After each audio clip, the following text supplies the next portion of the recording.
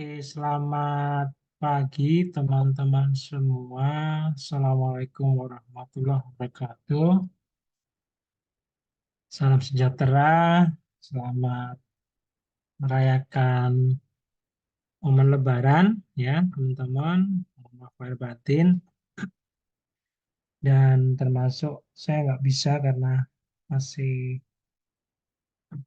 harus ada kegiatan di siang nanti jam 10 nanti. Kegiatan terkait dengan lebaran juga karena online, sehingga saya siapkan ini untuk teman-teman nanti lebih seperti pemantik ya, teman-teman juga sudah saya apa berikan materinya sebelumnya, nanti saya share lagi yang jelas. Sebagai materi paling akhir yang kita bicarakan adalah mengenai perizinan berusaha berbasis risiko dan pentaatan hukum. Mana yang saya sampaikan ya. Dan teman-teman nanti bisa menambah eh, apa, pemahamannya selain dari membaca PowerPoint-nya, juga nanti teman-teman bisa ngecek di beberapa rekaman YouTube saya di channel PSLH ya. Bisa saya sharekan juga link tautannya biar lebih mudah menerima gambaran mengenai konsep perjalanan berusaha berbasis risiko pasal Undang-Undang Cipta Kerja terutama dan bagaimana permasalahan hukum yang terjadi di sana. Oke. Nah, yang eh, yang utama yang perlu kita diskusikan adalah ini yang kemarin. Saya yakin teman-teman ingat ya, ada asas hukum dalam dan ini berlaku universal. Asas hukum ini apa di semua sistem hukum itu sama, tidak cuma gampangnya di Indonesia enggak. Ini asas hukum umum ya, prinsip hukum umum. Nemo jus ignorare consetur. Semua orang nemo jus hukum dianggap tak hukum ignorare dianggap tidak peduli gitu ya, tidak diberikan konsetur, paham, mengerti. Setiap orang dianggap tak hukum. Ignoransia leges, leges itu produk hukumnya, jadi peraturannya. Tadi hukum berarti semua, semua tanpa kecuali gitu ya. Ignoransia leges, ketidaktahuan atas peraturan, peraturan perundang-undangan, terpusat neminem, tidak dapat dijadikan sebagai alasan pemaaf. Terpusat neminem. Jadi kita akan bicarakan bahwa tidak ada kata pengecualian ketika ada suatu peraturan, meskipun peraturan itu baru, meskipun gampangnya kita tidak pernah ikut sosialisasi gitu ya, tapi peraturan itu baru dan berlaku pada saat itu juga, maka skema peraturan tersebut mengikat pada seluruh warga negara, ya, seluruh orang, justru tidak cuma warga negara yang ada di wilayah hukum tersebut. Nah, pada posisinya sebenarnya kita bicarakan adalah kaitannya dengan perizinan gitu ya. Nah, ini yang dan pentaatan hukum. Jadi sebenarnya kalau kemudian teman-teman bicara karena konsep konsep pada kebijakan perencanaan wilayah gitu ya. Dalam eh, yang sering yang terutama berkaitan dengan konteks perencanaan wilayah berarti pengembangan pembangunan gitu ya, aktivitas usaha kegiatan manusia kan gitu kan. Maka sebenarnya tidak tidak bisa kemudian kita mengatakan bahwa oh saya tidak memenuhi apa saya tidak memenuhi eh, ketentuan administrasi perizinan dan seterusnya karena saya tidak tahu peraturannya gitu, tapi gitu nggak bisa. Kita akan bicarakan bahwa eh, intinya ketika saya mau melakukan sesuatu ternyata ada peraturan yang baru, ada ketentuan baru gitu ya. Misalkan ya dalam perencanaan wilayah kemudian ada kebijakan baru yang itu sangat drastis gitu ya, terkait atau kemudian bahkan eh, menghambat rencana usaha saya gitu ya. Makanya itu sebuah sebuah eh, sebuah realitas hukum yang harus kita terima, namanya seperti itu. Dan kemudian misalkan katakanlah misalkan ya, simpelnya misalkan sebelum Lebaran, saya sudah menyiapkan perizinan nih, misalkan gitu. Saya sudah menyiapkan dokumen perizinan eh, apa semua lengkap, semua perlengkapan, semua persyaratan itu sudah sudah siap gitu ya, gampangannya. Tetapi saya belum sebelum saya belum mensubmit dokumen tersebut, misalkan gitu ya. Tapi sudah lengkap. Katakanlah persyaratannya ada 5 gitu ya, A, B, C, D, E. Ternyata setelah Lebaran, persis hari ini katakan, hari ini eh, apa Menteri Lingkungan Hidup katakanlah gitu ya, Menteri Lingkungan Hidup masuk hari kerja pertama menaikkan permen LHK baru, misalkan gitu.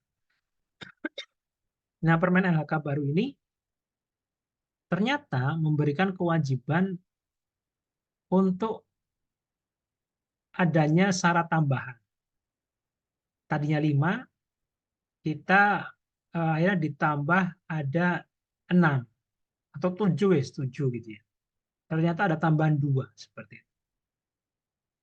Ada tambahan 2 dari permen tadi. Dan dan ternyata saya yang niatnya hari ini mengajukan seketika nggak bisa karena eh, apa posisinya kemudian ada 2 tambahan tadi yang harus saya penuhi gitu ya, dan eh, jelas nggak mungkin saya penuhi hari ini, tambahan itu akan menyita waktu lagi, tambahan gitu ya. Ya sudah, berarti itulah resikonya, dan apa gampangannya itu konsekuensi dari azas ini. saya nggak bisa saya nggak bisa ngapa-ngapain gitu, nggak bisa kemudian mengatakan saya udah datang gitu ya, kemudian ditolak hanya gara-gara ada permen tadi barusan, katakanlah permennya jam 8 tadi gitu ya, saya baru masuk jam 9 ini, dan jam 8 kantor dibuka aja kemudian ternyata disuruh pending karena ada peraturan menteri baru gitu, atau kemudian ternyata saya sudah mengajukan hari ini, ternyata dikembalikan karena ada alasan tadi, oh, ternyata kemarin kayak gini seperti itu. Nah, intinya itu ketika itu terjadi, maka kita nggak bisa melakukan apa karena ini azasnya. Nah, itu akhirnya terkait langsung dengan isu perizinan di sini. Kenapa?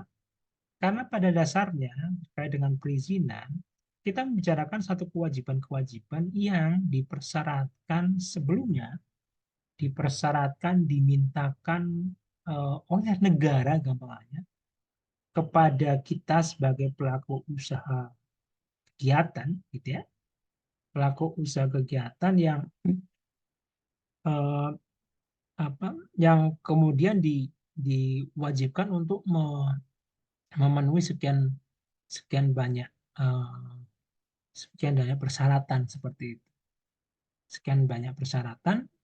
Dan sebenarnya pertanyaan itu kenapa gitu ya? Kenapa sebenarnya kita eh, perlu pedoman pengelola lingkungan kan gitu akhirnya. Nah, seperti itu pertanyaan.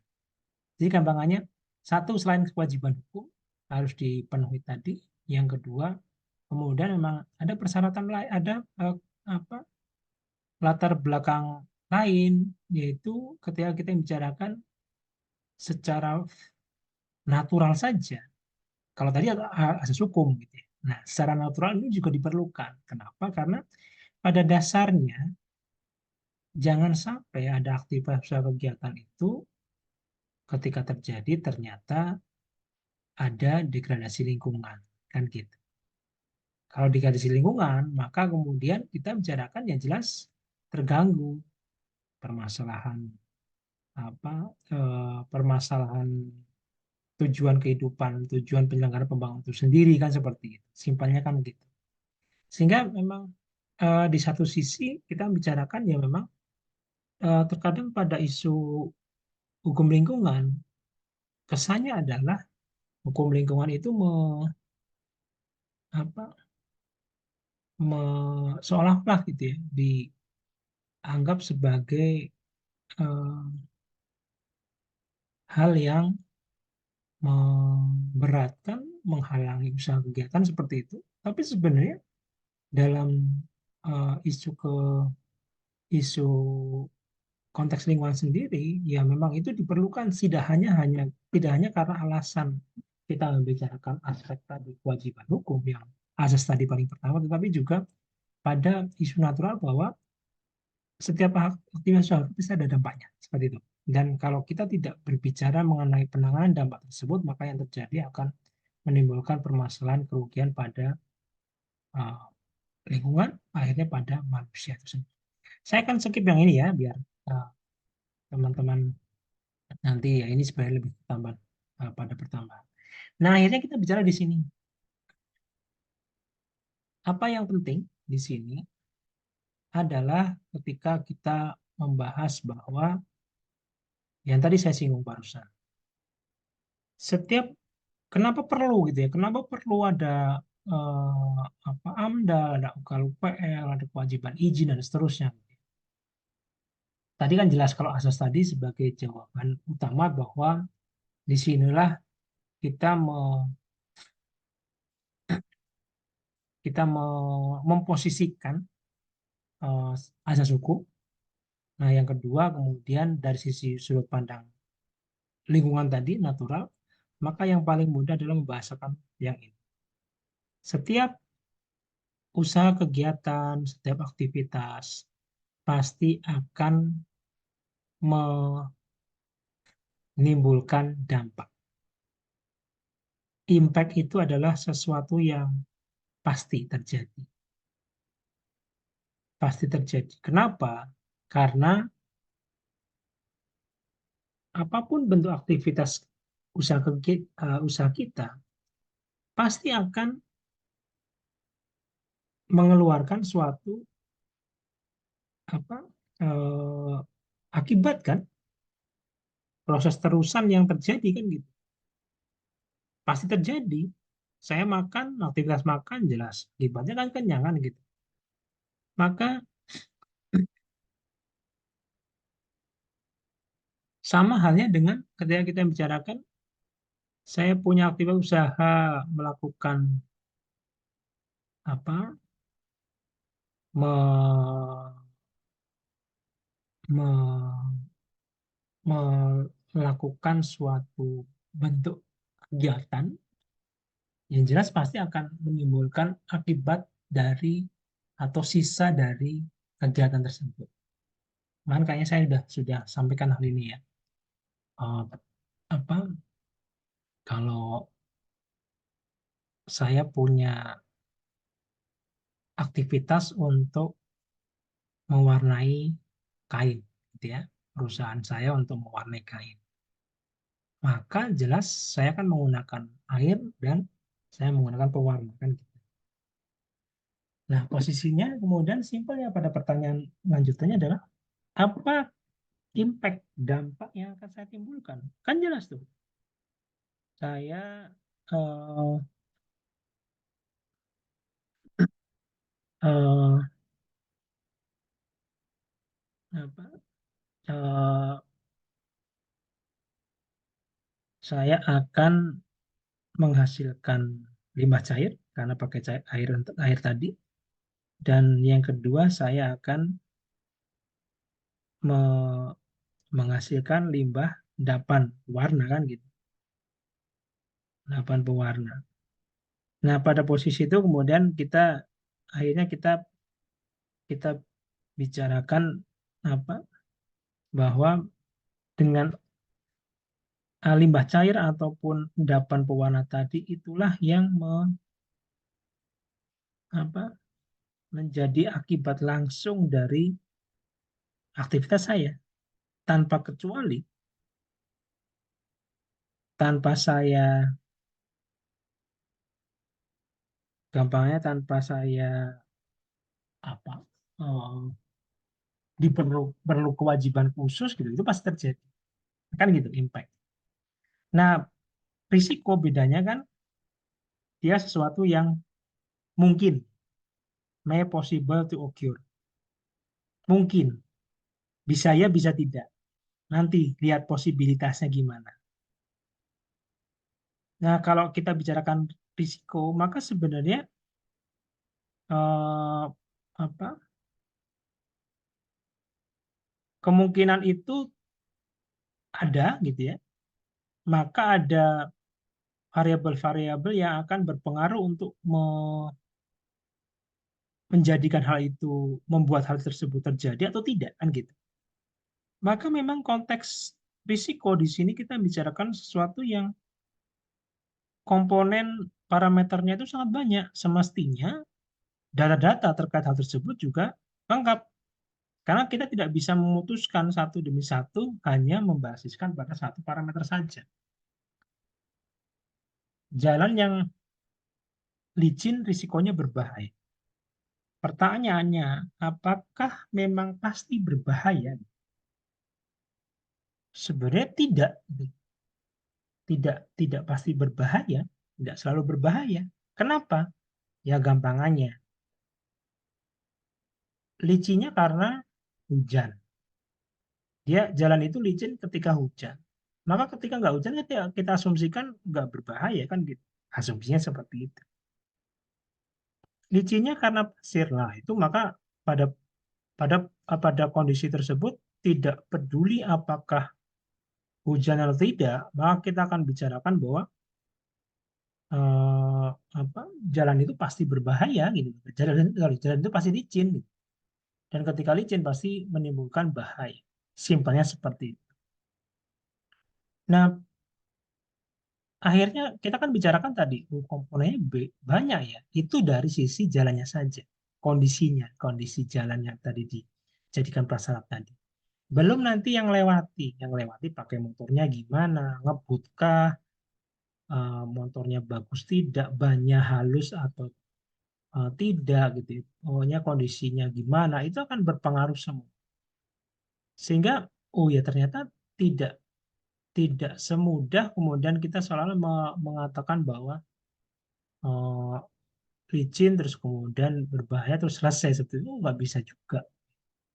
Ada banyak banyak variabel di sana. Nah disitulah nalar dari eh, kewajiban pengelola lingkungan selain tadi ya dua isu tadi ya masalah prinsip dan masalah akibat. Sebenarnya kewajiban pengelola lingkungan itu menjadi sebuah kemestian yang harus di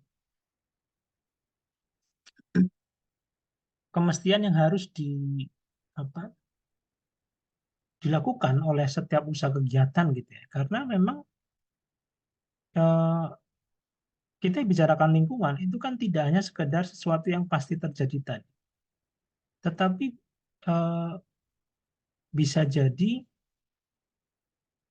hal itu belum tentu terjadi sekarang, tetapi ada kemungkinan-kemungkinan yang bisa terjadi ketika ya tadi misalkan ternyata ada hujan, ternyata daerah sini itu rawan longsor dan seterusnya. Nah, di situ prinsipnya sebenarnya. Makanya prinsip itu kemudian perlu difahami bahwa kewajiban pengelolaan lingkungan, kewajiban kelayakan lingkungan itu terlepas bahwa ada kewajiban hukum yang tadi prinsip nemo jus honorari consuetur tadi. Maka sebenarnya yang perlu kita pahami adalah eh, apa? Ada ke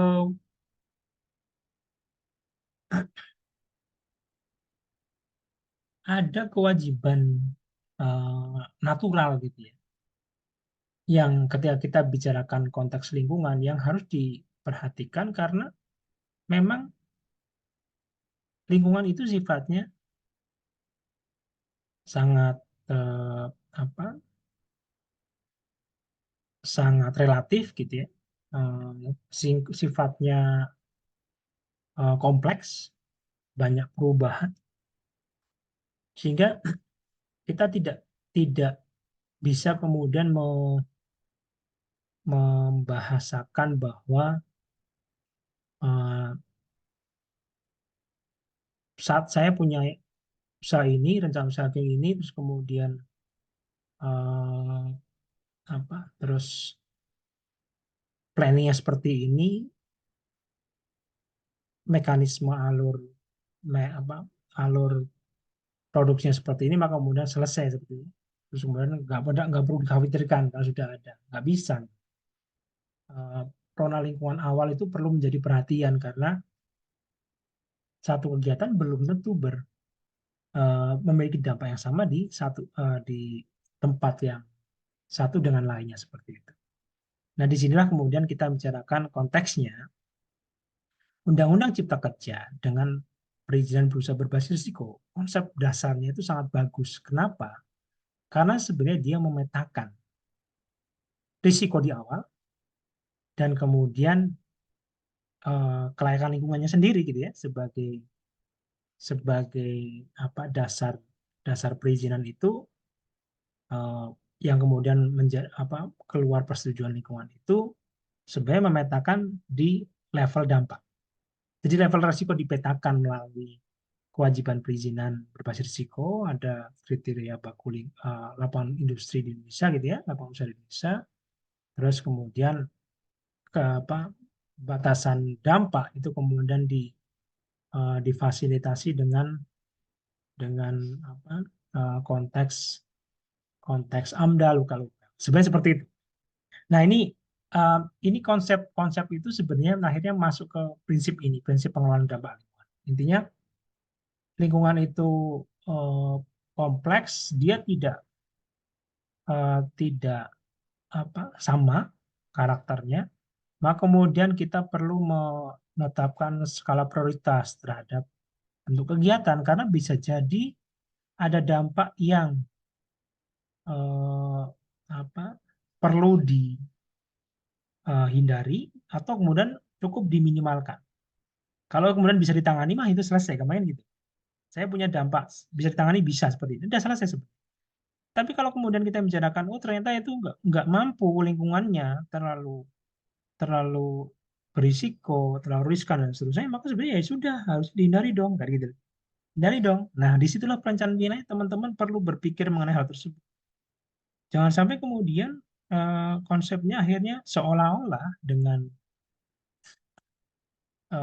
apa perencanaan wilayah itu akan hanya berbicara pada konteks impact. Gitu. Enggak juga. Justru perencanaan wilayah harus berpikir pada risiko.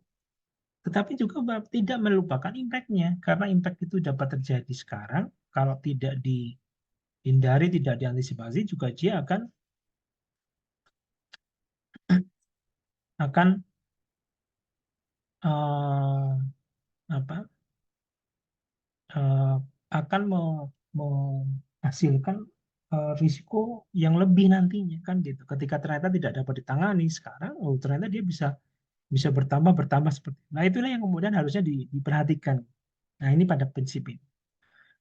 Jadi intinya dalam konsep ini sebenarnya yang saya mau garis bawahi adalah eh, terutama yang dikaitkan dengan eh, konsentrasi teman-teman ya pada perencanaan wilayah, maka isu perencanaan wilayah itu eh, sangat krusial untuk kemudian menjadi dasar dan sekaligus disesuaikan gitu. Disesuaikan dengan apa? Dengan eh, konsep perlindungan lingkungan utamanya pada poin mengenai eh, apa kelayakan lingkungan di sini. Seperti itu ya. Oke, saya akan skip yang ini.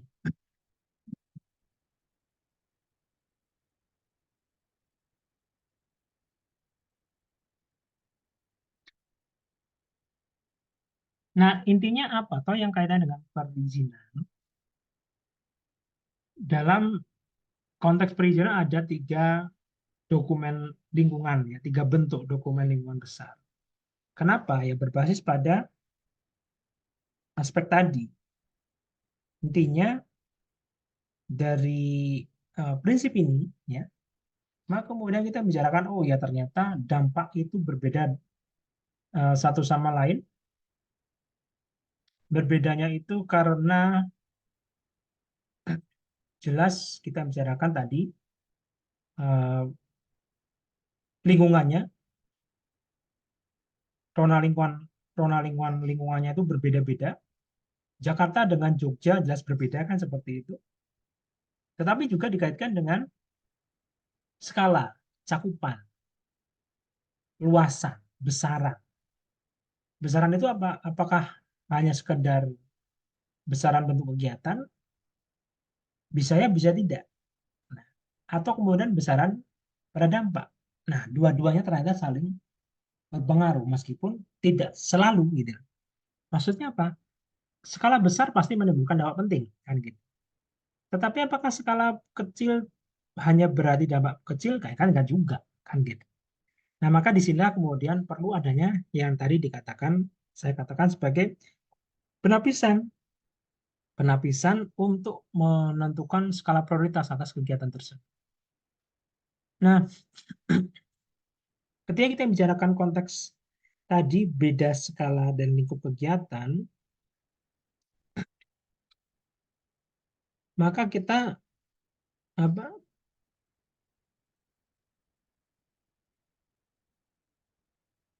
Yang penting kita eh, bicarakan bahwa intinya sebenarnya eh, AMDAL, UKL, UPL, SPPL itu disesuaikan dengan besaran dampak yang dihasilkan.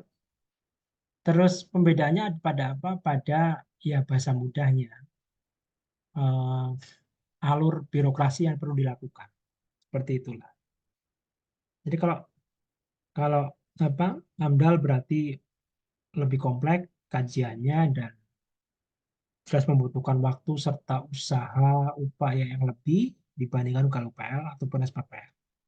Dan itu relevan karena tadi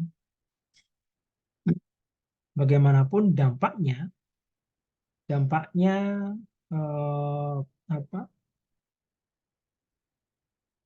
Dampaknya terus kemudian eh, skala kegiatannya itu memang akan berbeda dan berdampak dan mempengaruhi seperti itu ya. Jadi ini saya skip saja. Nah, yang terakhir dari aspek perizinan nanti langsung kemudian kita masuk ke tata hukum ya. Yang terakhir dari aspek perizinan adalah konsep izin itu ada dua, yang semestinya di apa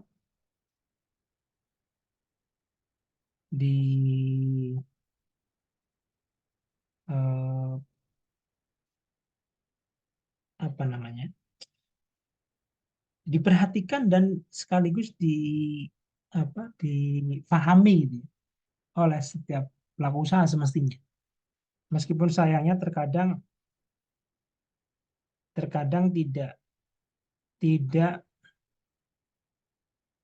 eh, tidak pada umumnya hal itu tidak dibaca demikian. Yang dibaca adalah dari sudut pandang yang dibaca apa yang dibaca adalah izin itu lebih kepada hak pemilikan atau pengelolaan. Itu yang yang seringnya seperti itu. Padahal sebenarnya dari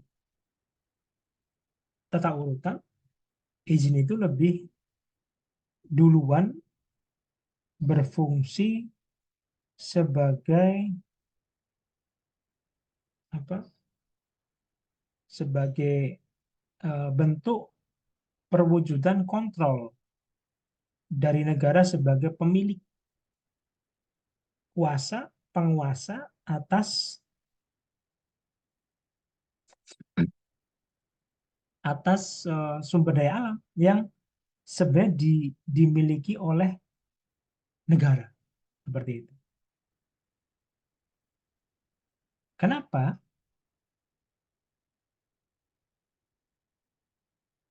Karena memang pada dasarnya yang harus dipahami azas kepemilikan, azas penguasaan, ya, penguasaan atas sumber daya alam itu memang yang paling paling mendasar adalah sebagai peng, apa, hak penguasaan itu ada pada negara, dimiliki oleh negara, karena negara yang punya sovereignty, open atau resources. Kemarin kan sudah saya singgung kan waktu kita bicara status responsibility. Nah, pada posisi itu akhirnya kemudian kita bicarakan bahwa enggak, ketika negara mengeluarkan izin, pada dasarnya negara memberikan kontrol atas sovereignty tadi. Itu masih milikku loh. Nah, tak kontrol dengan cara apa? Tak beri izin. Nah, gitulah kampanye gitu. Nah, di sini kemudian yang paling jelas sebagai pemahaman terakhir dari sudut pandang hukum untuk teman-teman di sini adalah ketika kita bicarakan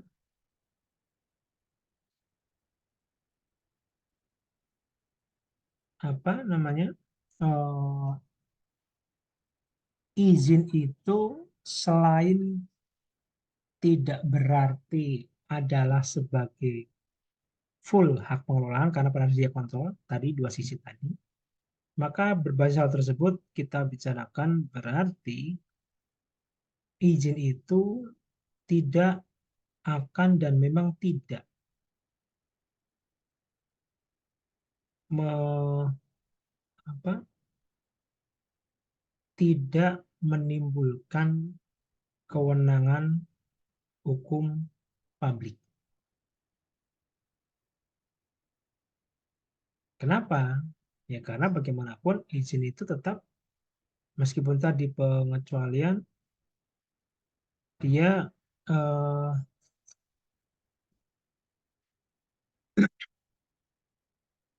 izin itu merupakan bentuk hukum yang sifatnya individual, putusan, personal. Dia tidak apa, ya gambarnya tidak lantas memberi pengecualian tadi selain azas tadi yang pertama tadi paling mendasar, tetapi juga karena prinsip dari izin itu sendiri yang dia tidak memungkinkan atau dia tidak akan menimbulkan sebuah kewenangan hukum yang melampaui derajat personal tadi. Namanya gimana tuh Pak bahasa mudanya? Ya, saya bingung. Gitu. Simpelnya, Anda punya izin bukan berarti Anda lantas bebas dan eh, boleh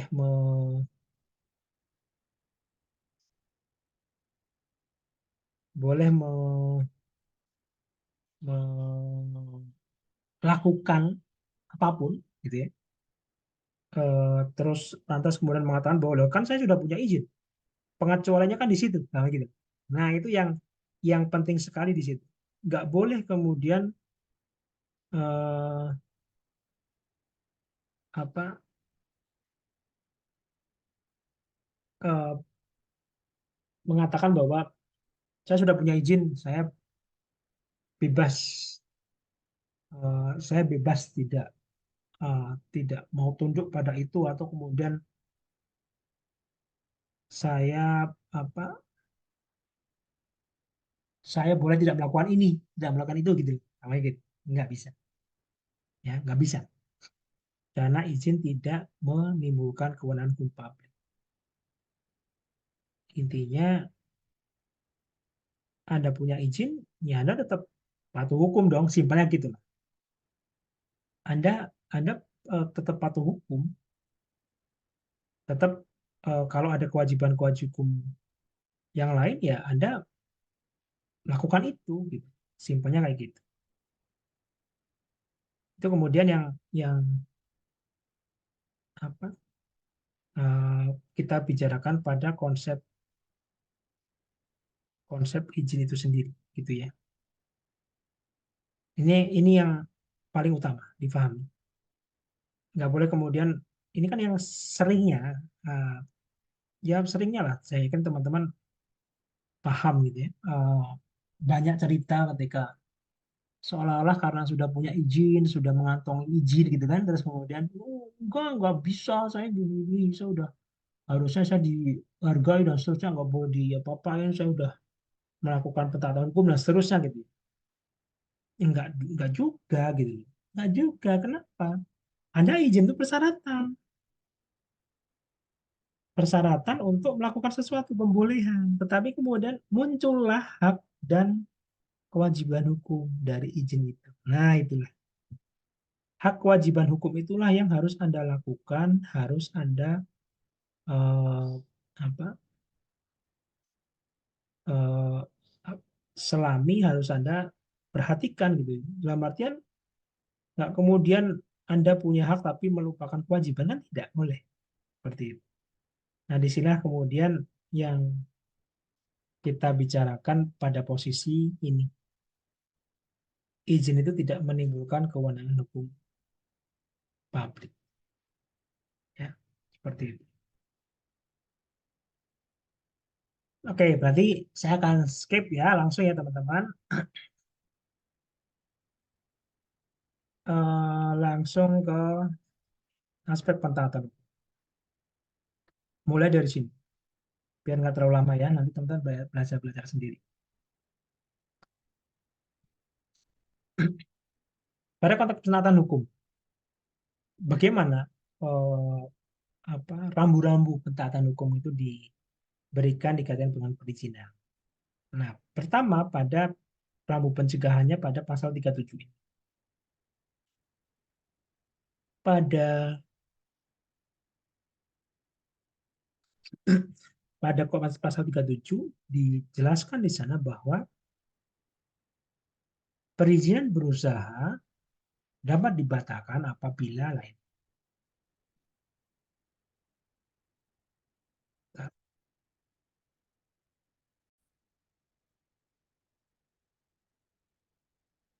Jadi pasal 37 ini sebenarnya menjadi apa tadi pasal pencegahan ya. Meskipun ya ini karena secara normatif akhirnya banyak isu lah, banyak isu-isu hukum, eh, tingkat kekuatan keberlakuan dari pasal ini sendiri itu setengah hati juga ya. Tapi nanti kita bicarakan. Teman-teman, saya pikir juga bisa mau mengira-ngira ya. Tapi jelas pasal ini sangat baik sebenarnya. Ketika dia memastikan apa? Perizinan berusaha itu dapat dibatalkan apabila dapat dibatalkan apabila. Nah, apabila apa? Tiga persyaratan, tiga hal. Yang pertama karena eh, yang pertama kemudian yang kita kenal sebagai apa? Substantifnya, syarat substantifnya. Apa itu? Yaitu persyaratan diajukan dalam permohonan perizinan berusaha mengandung cacat hukum, kekeliruan, penyalahgunaan, serta ketidakbenaran dan atau pemalsuan data, dokumen, dan atau informasi. Substansinya itu bermasalah. Secara substantif, ketika ini terjadi, maka izin berusahanya itu dapat dibatalkan. Oke. Yang kedua, yang sifatnya prosedural. Soal prosedur aja itu apa? Penerbitannya tanpa memenuhi syarat, sebagai tercantum. Jadi KKLH ataupun SPKPLH. Sebenarnya harusnya ada 5 persyaratan nih, begitu ya. Memang ada persyaratan ketiga itu baru bisa dipenuhi dalam jangka waktu atau baru dapat dipenuhi dengan masa tenggang, karena itu bisa ditentukan juga oleh pemerintah. Pertek misalkan dalam waktu 1 bulan harus dilaporkan untuk mendapatkan rekomendasi seperti itu, gitu ya, misalkan gitu. Nah, pada posisi tersebut kita bicarakan bahwa ternyata katakanlah itu sudah berjalan, gitu ya, sudah berjalan, ternyata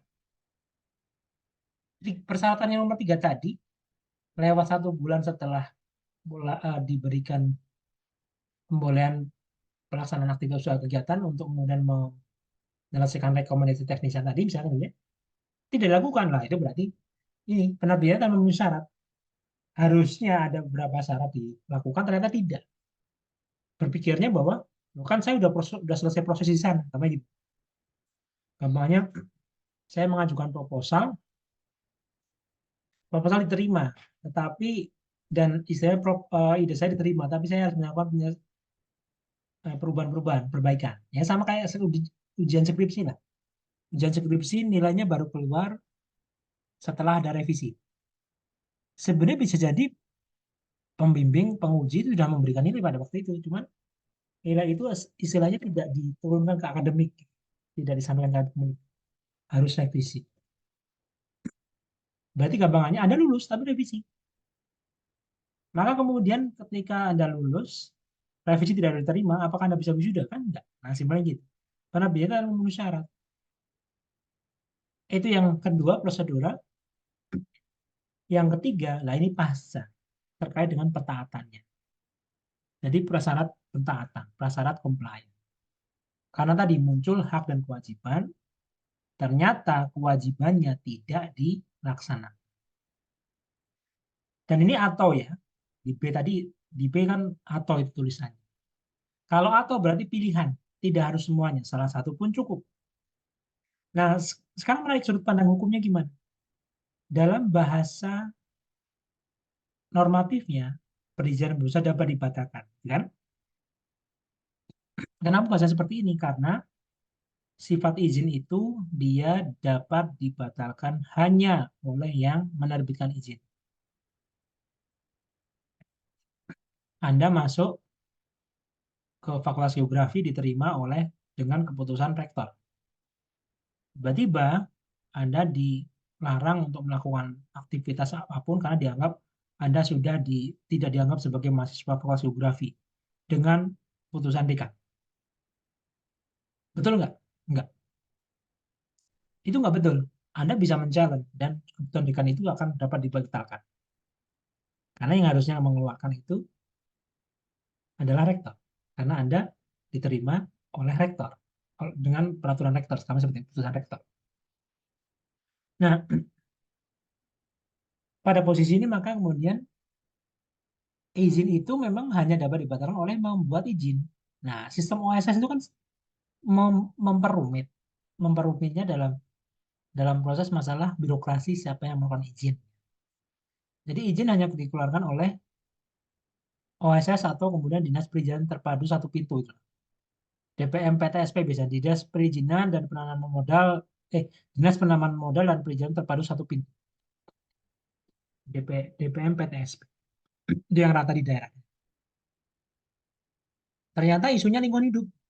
Datanya keliru, ngawur, ngukur ngukur kualitas lingkungannya ngawur kami sebut ya.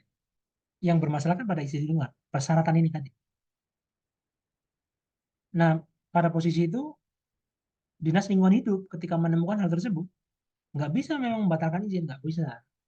Yang membatalkan izin adalah Dinas Perizinan tadi, DPM PTSP. Terus boleh nggak dengan penghasil pengawasan penilaian dari Dinas Lingkungan Hidup tadi kemudian meminta untuk dibatalkan boleh, nah ini dapat dibatalkan. Terus gimana kalau masih balelo? Di DPM PTSP tidak bergerak. Nah, ini yang kemudian konsep hukumnya menarik. Bahwa dengan kecukupan substantif, terutama substansi ya, substansinya keliru ataupun compliance-nya. Jadi A dan C utama.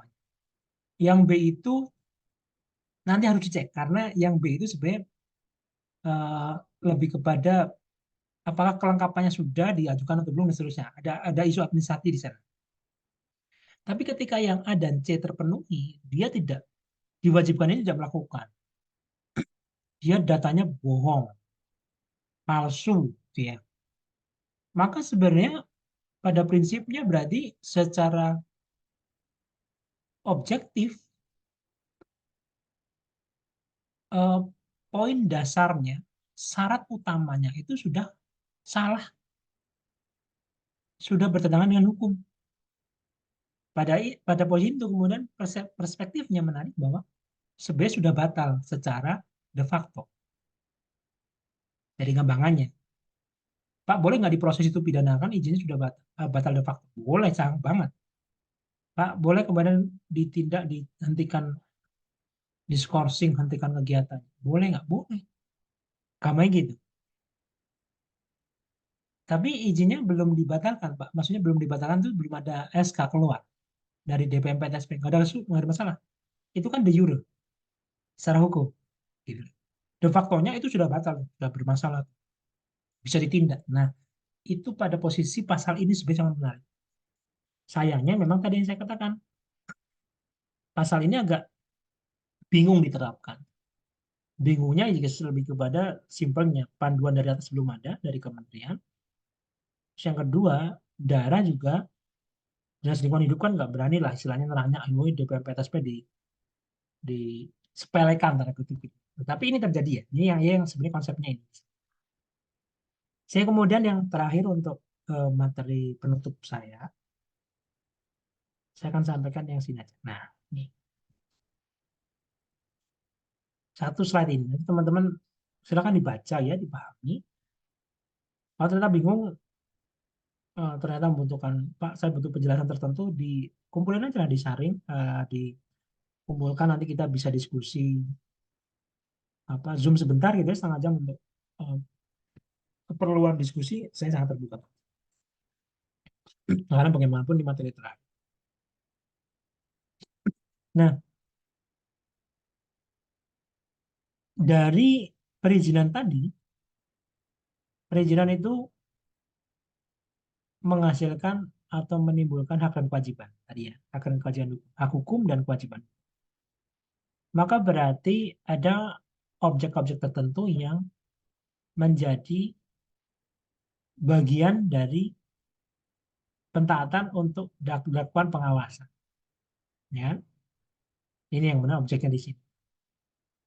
Kewajiban-kewajiban apa yang dipersyaratkan untuk mengelola lingkungan, mengolah limbah, limbah B3, terus tidak boleh membuang atau dumping, membuang limbah sembarangan, ada aturannya, berarti baku mutu lingkungan dipenuhi dan seterusnya gitu ya. Oh itu berarti kewajiban hukumnya tuh, iya. Dan kewajiban hukum itu termasuk untuk mentaati. Mentaati apa? Untuk tidak melanggar larangan-larangan di pasal 29. Maka kewajiban hukum itu banyak banget terbit dari izin. Iya, terbit dari izin banyak. Yang tidak punya izin aja kewajiban itu tetap melekat sebagai warga negara taat hukum, gambarnya seperti itu. Apalagi kemudian dia punya izin, jelas bentuk kegiatannya, koridornya jelas kan gitu.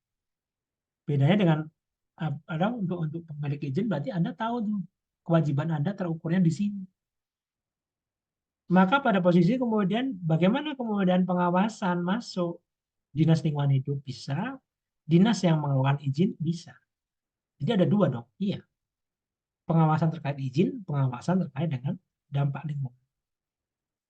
Seperti itu. Nah, terus bagaimana nanti proses penegakan hukum yang terjadi? Simpelnya, apa, batasannya atau koridornya adalah nanti kalau ada ternyata ada pelanggaran ya, ini kita bicara ada pelanggaran. Kalau nggak ada pelanggaran beda cerita. Berarti Anda memenuhi kewajiban hukum tadi. Kalau ada pelanggaran berarti kuncinya dua. Apakah menimbulkan dampak pada K2L, jadi pada keselamatan, kesehatan, dan lingkungan, atau tidak? Simpelnya gitu. Kalau yang syarat pertama tadi masalah izin atau tidak, itu beda cerita lagi. Saya punya izin atau tidak. Nah, kalau saya izin berarti saya memenuhi persyaratan tes administratif tadi. Saya nggak punya izin berarti saya sudah secara administratif aja saya nggak berhak, sudah melanggar hukum dari awal. Hari gitu. Nah ini kalau yang sudah punya izin ataupun punya izin juga apa, kewajibannya itu ditentukan, dibedakan antara dia yang menimbulkan dampak pada keselamatan, kesehatan dan lingkungan atau tidak. Gampangannya, nalarnya lah ya. saya punya izin ternyata menimbulkan dampak, tetapi dampak itu sebenarnya hanya di kewajiban tadi. Saya harusnya memenuhi nilainya IPK-nya di atas 2 minimal. Saya masih 1,7 misalkan gitu ya. Atau saya harus di atas 2,5. Saya baru 2,47. Nah, berarti asumsinya itu ada pelanggaran administratif saya, tetapi kan saya nggak menimbulkan kerugian Pak pada yang lain. Tidak menimbulkan dampak pada keselamatan kesehatan lingkungan tadi. Namanya kan gitu. Lingkungan sekitar gitu. Orang lain kan enggak. Itu kok ada di saya sendiri. Oke, berarti Anda saya sanksi administratif. Ditegur. Kamu punya 1 semester, naikkan IP kamu jadi 2,5 minimal. Gampangnya gitu. Berarti kemudian tertulis itu punya izin. Kan gitu. Saya mendapatkan izin karena saya mahasiswa. Nah, ternyata ada yang tidak punya izin ikut kuliah. Jangan gitu. Ini beda cerita lagi kan gitu. Maka simpelnya, oh dia didenda administratif. Cukup. Karena apa? Tidak menimbulkan gangguan ke lain-lain. Tapi sudah tidak punya izin, ternyata saya merusak fasilitas kampus. Nah, beda cerita lagi kan gitu. Dia menimbulkan dampak. Nah, menimbulkan dampak berarti penegakan hukumnya di sini. Bisa pidana langsung gitu ya. Mau penjara, denda, tambahan itu nanti ada beberapa isunya. Tapi teman-teman biar yang penting paham aja. Jadi penegakan hukum bisa punya pidana. Nah, terus selain itu kalau ternyata baik yang ada dampak ataupun tidak, ternyata ada atau timbul sengketa. Atau timbul sengketa berarti masalah apa? Masalah kerugian. Kerugian bisa material, bisa non material. Pak ada yang terganggu Pak kesehatannya. Oh berarti terganggu material. Pak ada yang bising dia nggak bisa tidur terus. Oh berarti material dan non material. Karena aktivitas saya Pak ada timbul sengketa. Maka penyelesaian sengketa itu juga silakan bisa diselesaikan. Apakah harus menunggu di sini sanksi administratif penegakan hukum pidana untuk selesai sengketa? Enggak. Semua ini bisa dilakukan berbarengan. Bisa sendiri-sendiri, bisa berbarengan. Dan bisa tiga-tiganya. Karena apa? Ya gampangnya tadi. Dia udah eh, apa izin tapi ternyata melakukan pelanggaran. Atau tidak punya izin. Ya, tidak punya izin. Terus ternyata punya dampak K2R. Sudah kayak gitu ada kerugian pada orang lain. Nah, udah selesai. Tiga ini.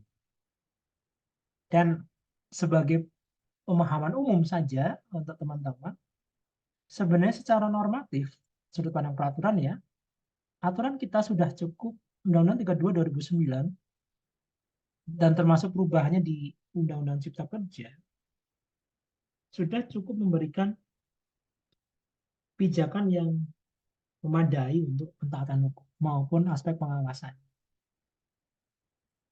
Yang masih lemah adalah pada sisi pelaksanaan penegakan hukum sendiri dan juga APH, aparat penegakan hukum.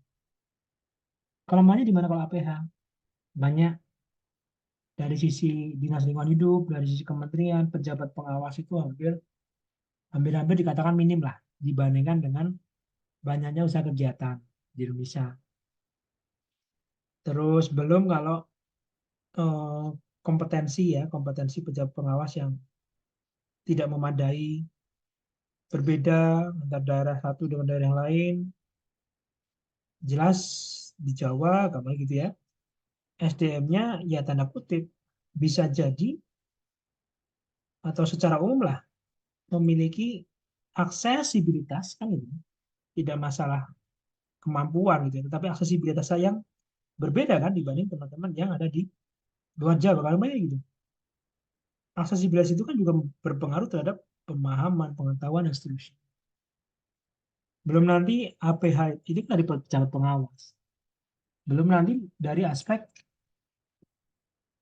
eh, penegakan hukum ketika terjadi permasalahan, misalkan di pidana berarti bagaimana kemampuan jaksanya kan gitu. Sekarang kalau penyelesaian sengketa berarti bagaimana hakimnya. Jadi banyak. Dan itu memang mewarnai eh, apa konteks penegakan hukum di Indonesia, hukum lingkungan di Indonesia. Apakah tidak ada upaya untuk itu? Ada banyak. Termasuk upaya salah satunya kemudian hakim kalau menyelesaikan sengketa lingkungan, jadi kasus lingkungan gitu ya di pengadilan yang diajukan, hakimnya itu harus bersertifikat lingkungan. Itu udah ada.